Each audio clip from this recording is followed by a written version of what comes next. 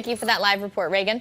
A Springfield man is under arrest after pointing a ghost gun at police earlier this morning. Western Mass News reporter Glenn Kittle joins us live in Springfield with the latest details on this case. Glenn?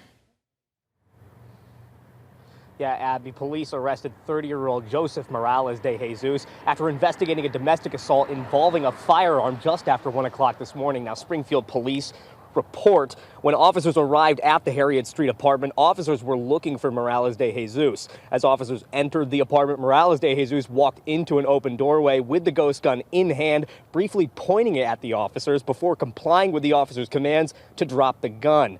The home assembled an untraceable gun was loaded with 9 rounds of ammunition. Police also found a larger capacity extended magazine that was loaded in the apartment. This isn't Morales de Jesus' first run-in with police. Back in 2019, he was convicted on firearms charges, numerous drug distribution charges, and in 2017, and several domestic-related charges in 2020, including assault and battery on a pregnant female. This arrest comes after 2 separate ghost gun seizures in the city within the past week. We're getting answers from Springfield Mayor Dominic Sarno on how his administration is addressing the ongoing ghost gun issues in the city. He tells us Springfield police have seized a record number of ghost guns this year. He also continues his long-standing message to the court system to keep repeat violent offenders behind bars.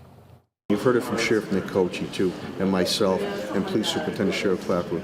We keep arresting the same people all the time, these repeat violent criminal offenders, and really need the court system and some of our judges to step up and keep these individuals locked up off our streets and out of our neighborhoods.